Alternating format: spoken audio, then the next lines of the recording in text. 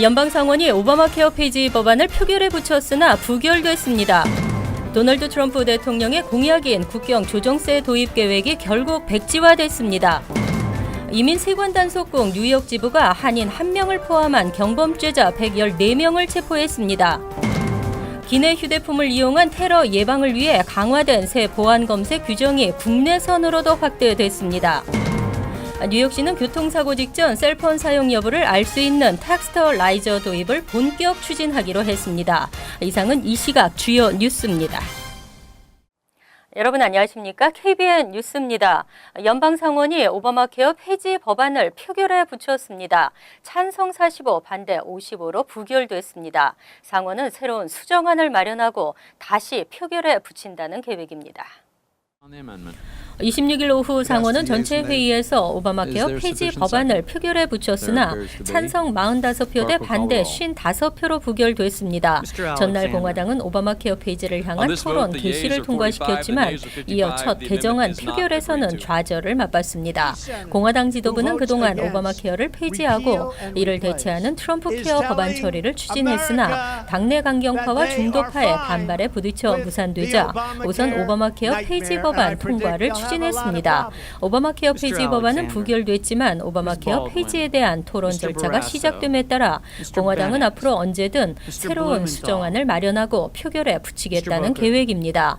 먼저 오바마 케어 내용을 상당 부분 유지하되 개인과 기업의 건강보험 의무 가입 조항과 의료도구 과세 조항 등 일부만 제거한 이른바 스키니 리필 법안을 유력한 대안으로 논의하고 있는 것으로 알려졌습니다. 그러나 의회 전문 매체에 더일은 스키니 리필 법안 역시 통과 여부는 불투명하다고 지적했습니다. 한편 공화당의 트럼프 케어 개정안인 더 나은 건강보험 조정법은 찬성 43명, 반대 57명으로 부결됐습니다. 도널드 트럼프 대통령의 공약인 국경 조정세 도입 계획이 결국 백지화됐습니다. 행정부와 공화당은 공동 성명을 통해 국경세 도입을 더는 고려하지 않겠다는 합의 사항을 발표했습니다. 보도에 지한샘 기자입니다.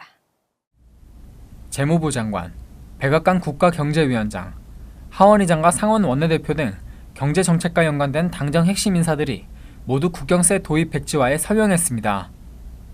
건강보험법 개정을 비롯한 트럼프 대통령의 핵심 국정 과제들이 모두 진척을 보이지 못한 채 정체된 상황에서 무리한 정책을 또 추구하기는 어렵다는 현실적 판단이 작용한 것으로 보입니다. 당정은 성명에서 세율 인하를 위해 국경세를 도입해야 할 필요는 없다는 점을 확신한다고 밝혔습니다. 국경세는 수입품에 과세율을 올리고 수출로 얻는 이익은 면세하는 제도로 미국의 주요 수입국들은 물론 미국 내에서도 중국, 한국, 일본, 멕시코 등으로부터 수입품을 들여와 판매하는 유통업체와 외국 부품을 수입해 완성품을 만드는 자동차 기업들의 반발이 거셌습니다. 특히 일본에서 주요 부품을 수입해 완성차를 만드는 도요타 미국 현지 법인과 유통업체인 타깃, 베스트바이 등이 조직한 국경세 반대 연합체는 국경세 도입 저지를 위해 의회를 상대로 엄청난 로비 활동을 벌여왔습니다. 유럽연합과 아시아 주요 수출국들도 미국이 국경세를 도입하면 세계무역기구 제소 등을 검토하겠다고 경고해왔습니다. 앞서 트럼프 정부는 이 같은 반발을 의식해 지난 4월 발표한 세제 개혁안에서 국경세를 일단 포함하지 않고 장기 과제로 돌린 바 있습니다. KBN 뉴스 지한샘입니다. 능력 있고 미국에 헌신할 수 있는 이민자만 받아들이겠다는 게 트럼프 대통령의 이민 철학입니다. 취업 이민은 확대하고 가족 이민은 대폭 축소되며 추첨 영주권 제도도 폐지하는 법안이 추진되고 있습니다. 25일 트럼프 대통령은 오하이오 영스타운에서 연방상원과 백악관이 가족 초청 이민을 대폭 축소하고 취업 이민을 확대하는 내용의 법안에 대해 조율하고 있다고 밝혔습니다. 트럼프 대통령이 언급한 법안은 지난 2월 공화당 탐 코튼 의원과 데이빗 펄듀 의원이 공동으로 상정한 고용 강화를 위한 이민 개혁안을 수정한 것입니다. 시민권자의 배우자와 미성년자 자녀, 영주권자의 배우자와 미성년 자녀를 제외한 모든 가족 가족 초청 이민 제도를 폐지하는 내용으로 미국의 신규 이민 규모를 시행 첫 해 40% 수준으로 줄이고 10년 뒤에는 절반까지 줄이겠다는 것이 핵심입니다.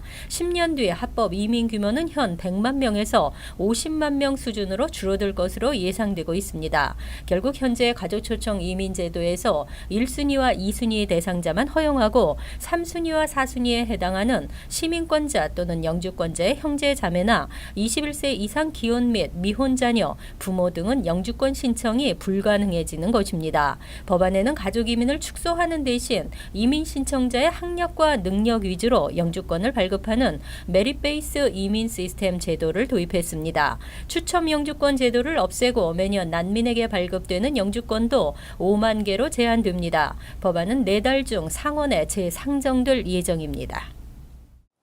경범죄자에 대한 연방 이민 당국의 추방 단속이 계속되고 있습니다. 중범죄자 위주 단속이라는 연방 당국의 당초 입장과 배치되는 행보에 이민자 커뮤니티의 불안감이 커지고 있습니다. 지난 11일 동안 이민세관 단속국 뉴욕 지부는 경범죄를 포함 범법 이민자 총 114명을 체포했습니다. 이 중에는 한국 국적자도 1명이 포함되어 있는 것으로 나타났습니다. 17명은 음주운전 또는 환각 상태에서 운전을 한 혐의로 체포돼 가장 많았으며 10명은 마약 매매, 5명은 마약 소지 혐의, 그리고 성매매 범법자들로 나타났습니다. 하지만 대부분은 단순 절도, 무단 침입, 무허가 운전, 체포, 거부 등이었습니다. 뉴욕주 형사법에 따르면 이러한 범죄들은 반복되거나 피해 정도가 크면 중범으로 간주되지만 첫 범행이거나 피해 규모가 크지 않으면 모두 경범죄에 해당합니다. 물론 이번에 체포된 이민자 중 폭행과 사기 혐의도 각각 8명과 7명이었습니다. 문제는 전국 곳곳에서 불법 이민자가 대거 적발될 때마다 중범죄자를 위주로 단속한다는 연방정부의 입장과는 달리 경범죄자들이 꾸준히 체포되고 있다는 점입니다. 토머스 데커 IC 추방 단속팀 디렉터는 체포된 이민자 중 커뮤니티에 위협이 될 수 있는 심각한 범법자 9명은 뉴욕주 정부로부터 인계받았다며 체포된 모든 범법 이민자들은 범죄 혐의에 따라 추방 절차를 밟게 될 것이라고 밝혔습니다. 7월 한 달 동안 한국을 중심으로 전 세계 음악인들이 참여하는 공연 이벤트 원먼스 페스티벌 이벤트가 이번 주말 뉴욕에서 열립니다. 퓨전 국악단 가야 챔버가 맨해튼 뉴욕 한인회관에서 계획하고 있는 공연인데요. 한인회가 추진하고 있는 평화의 소녀상 건립을 홍보하는 역할도 한다고 합니다. 보도에 김지수 기자입니다. 한국에서 시작해 전 세계로 뻗어나가는 음악 축제 원먼스 페스티벌. 지난해에는 전 세계 26개국 130개 도시가 축제에 참여하는 등 세계적인 이벤트로 자리매김하고 있습니다. 올해도 지난 1일 서울에서 시작한 공연이 전 세계로 이어지며 관객들의 사랑을 받고 있습니다. 이 원먼스 페스티벌이 가지고 있는 주 목적은 그 문화예술의 대중화입니다. 그러니까 어떤 정형화된 극장이나 공연장에서만 이루어지는 예술이 아니라 대중에게 가까이 가는 그냥 장소에 구애받지 않고 어느 곳에서나 문화와 함께하는 삶을 사람들이 살 수 있도록 지향하는 그런 문화 행사입니다. 뉴욕에서도 이번 주말 공연이 열립니다.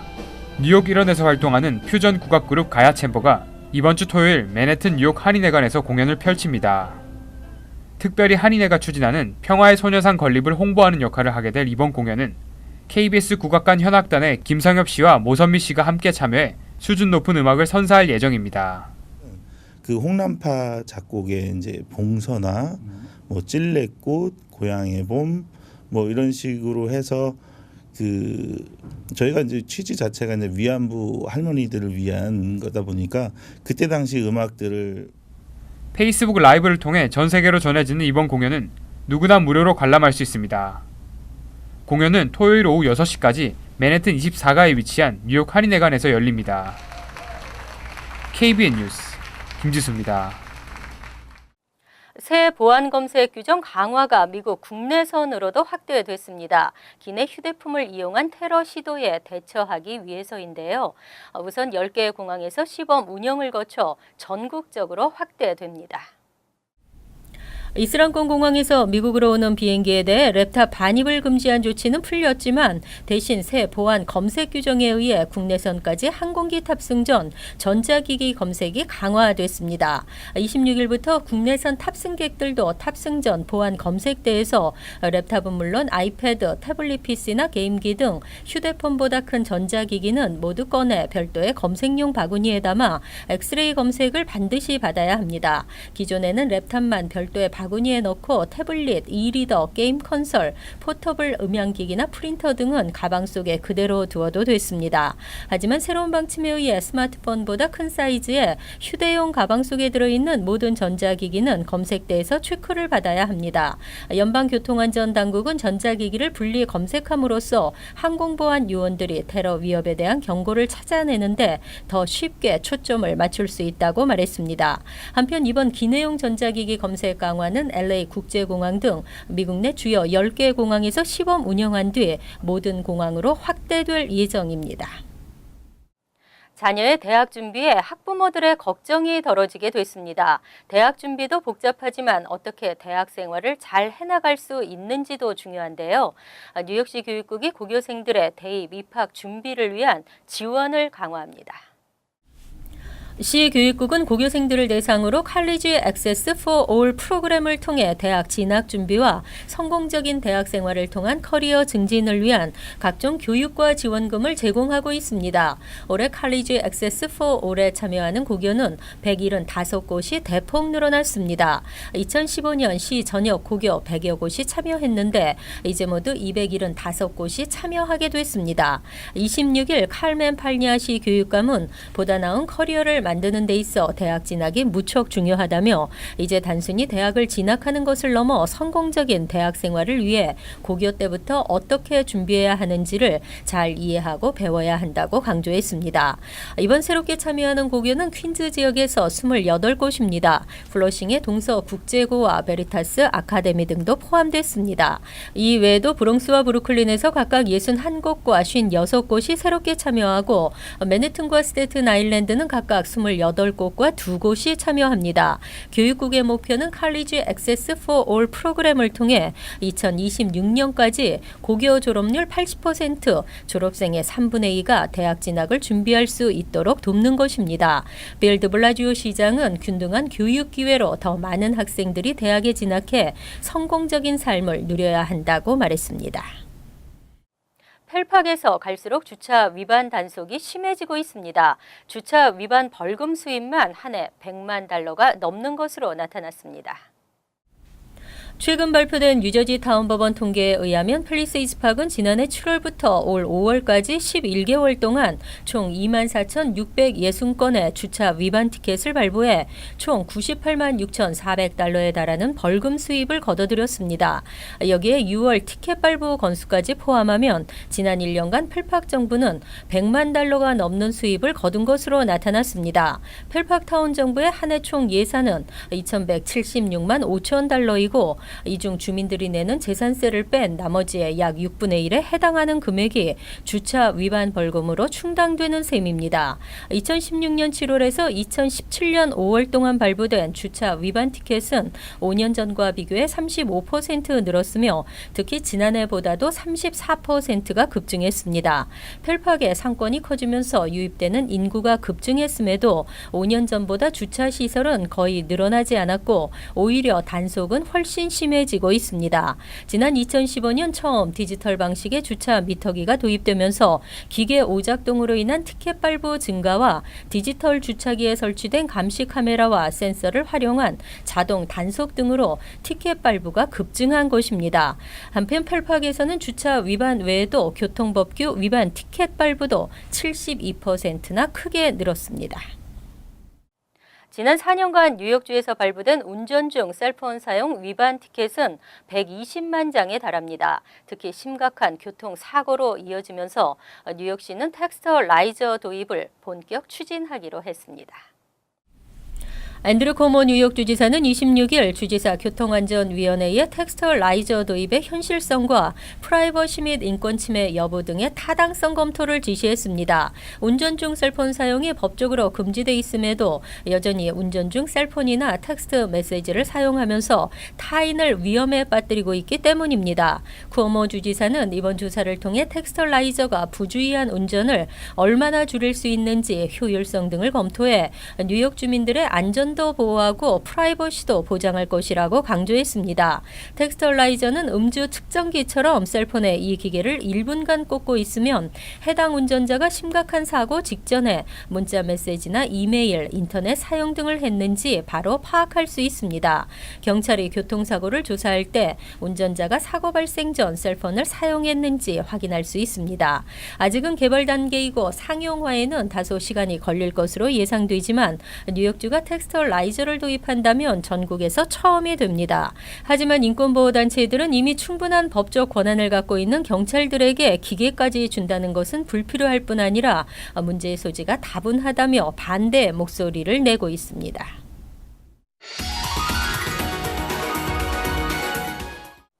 이어서 LA 지역 한인사회 소식입니다. LA 카운티가 새로운 투표 시스템의 해킹 공격에 대비하기 위해 해커들에게 도움을 요청해 주목되고 있습니다. LA 카운티 등록국은 내일부터 3일 동안 개최되는 세계 최대 해킹 보안 컨퍼런스인 데프콘에 컴퓨터 전문가들을 파견해 새로 도입될 투표 시스템에 대한 해킹 공격을 사전에 대비하겠다고 밝혔습니다. 당국은 $1,500만 투입해 개발한 새로운 투표 시스템은 오픈소스 소프트웨어 플랫폼으로 소스 코드가 공개돼 있는 만큼 해킹이 우려된다며 데프콘에 참여한 해커들에게 품질 평가를 받고 시스템의 취약점을 파악할 예정이라고 덧붙였습니다. 한편 데프콘 창립자 제프 모스는 올해 데프콘에는 2만여 명의 해커들이 참가해 미 전역 투표 프로세스를 공격하는 모의 사이버 공격을 펼칠 예정이라고 전했습니다. 출근길 프리웨이 대기 오염도가 퇴근길보다 더욱 심각한 것으로 드러났습니다. 듀크 대학 연구팀에 따르면 애틀란타 프리웨이에서 출퇴근 시간 차량 환기 시스템을 이용해 디젤, 매연 등 대기오염 물질의 양을 각각 분석한 결과 출근길이 퇴근길에 비해 대기오염도가 30% 더 높은 것으로 나타났다고 밝혔습니다. 이에 대해 연구팀은 출근 시간인 오전은 상대적으로 기온이 낮아 하강 기류의 영향으로 오염된 공기가 상승하지 못하면서 대기오염 물질이 도로에 남아있기 때문이라고 설명했습니다.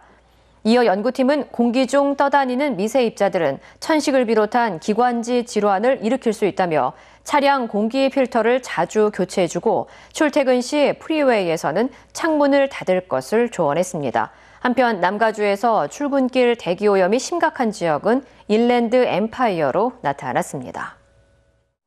간추린 소식입니다. 반도체 회사 엠코 테크놀로지 김주진 회장과 부인이 필라델피아 서재필 기념재단에 $80만 기부했습니다. 서재필 재단은 25일 기자회견을 열고 김 회장 부부가 제임스 애그너스 김 재단을 통해 방문 간호 서비스를 지원하기로 했다고 밝혔습니다. 김 회장은 유학 시절부터 필라델피아와 인연을 맺었으며 모교인 유펜의 한국학 프로그램에도 $600만 기부한 바 있습니다. 지난 1998년 시행되던 75세 이상 노인층 지문 제출 규정 유예 정책이 폐지됐습니다. 전에는 노인들의 지문 제출가 물리적으로 어려웠기 때문입니다. 하지만 26일 이민서비스국은 지문 제출 유예 규정을 폐지하고 모든 연령대로 확대한다고 밝혔습니다. 전자스캔 방식으로 변경된 지금의 기술로는 노인들의 지문 제출가 수월해졌습니다. 본격적인 피서 철이 시작되면서 해변가를 찾는 관광객이 늘고 있는 가운데 뉴저지주 일부 해변에서 박테리아균이 기준치의 최대 180배가 검출됐습니다. 뉴저지주 환경보호국은 25일 웨스트 비치우드 비치, 파인 비치의 아번로드 웨스트 비치, 탐스 리버 비치 등을 폐쇄했습니다. 이 밖에 맘모스와 케이프 메이 카운티 등에 있는 31개 해변가에서도 기준치가 넘는 박테리아균이 검출되면서 주의보를 내렸습니다. 뉴저지 주민 5명 중 1명은 수돗물에 포함되어 있는 화학물질로 인해 암을 유발하거나 기형아를 출산하는 등 건강에 심각한 악영향을 받고 있는 것으로 조사됐습니다. 뉴저지주 160만 명이 넘는 주민들에게 공급되는 수돗물에는 최소 1ppt의 퍼블 루어로 옥타노익 애시드가 함유된 것으로 조사됐습니다. 퍼블 루어로 옥타노익 애시드는 음식 용기에 코팅 재료로 많이 쓰이고 있는 과부하 화합물의 일종입니다. 환율과 증권 소식입니다.